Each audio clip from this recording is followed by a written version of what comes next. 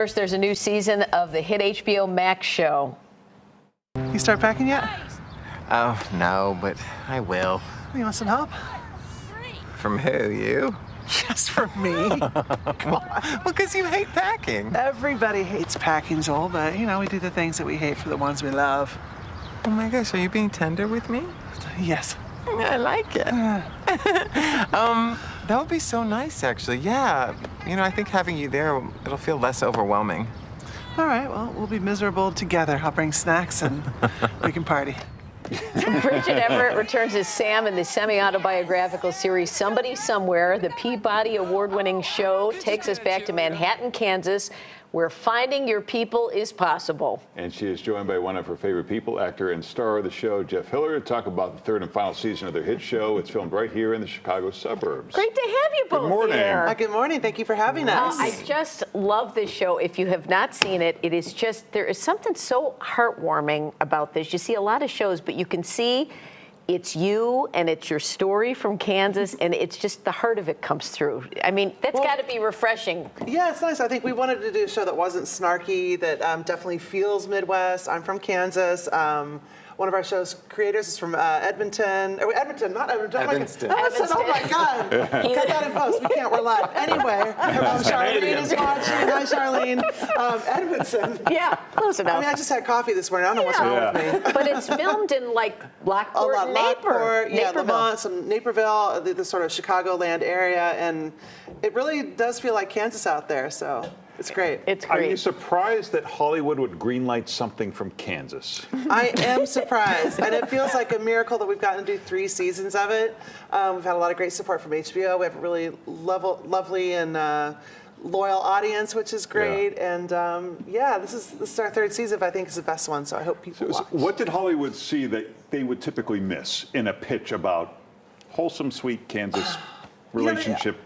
I don't know. I think that what's great about the show is that there's a friendship at the center of it, which was important to us. It wasn't like girl meets boy, boy tells her she's beautiful, and all of a sudden she's she finds her self-worth or whatever. It's these two that they're I don't know. They meet each other a little later in life, and I just love that the friendship is a central part of the story, and it's kind of a slice of life vibe and stuff. I'm just doing all the talking. What do you think, Jeff? That's what I was going to say. It's the friendship is almost the love story of this show. And did you guys? You didn't write this part for Jeff. Did you know each other beforehand? Because it seems like you've known each other forever.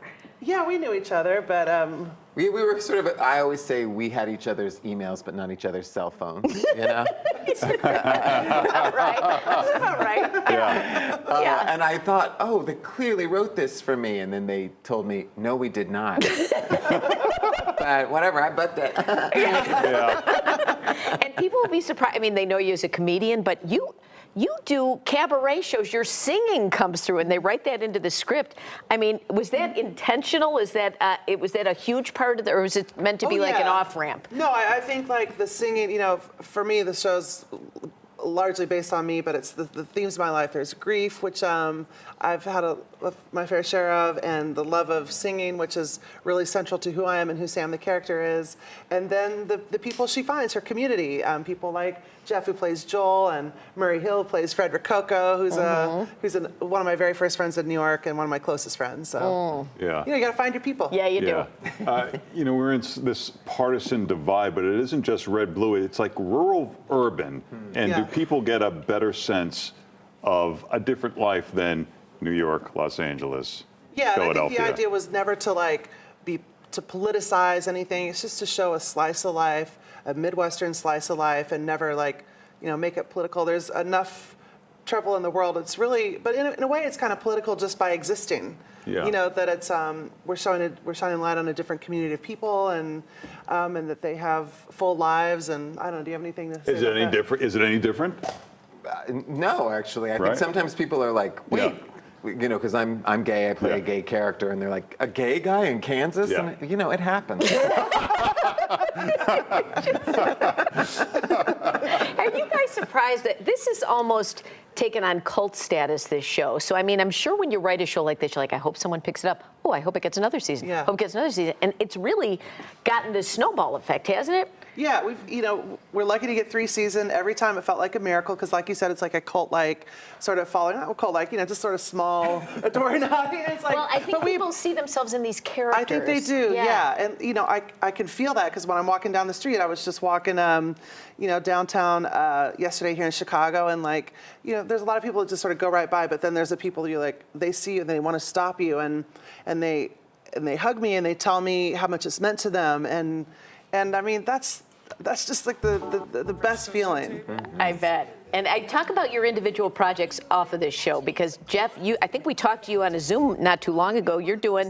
It's a solo comedy show that you're doing, right? Is it a one-man show? Yes, I do. I do stand up, and I just wrote a book. Oh.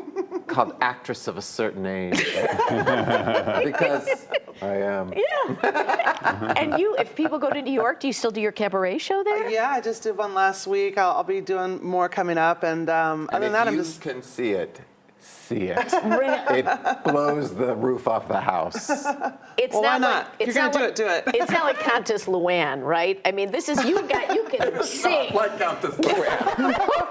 That's my only reference point for cabaret show. What do you do in your show?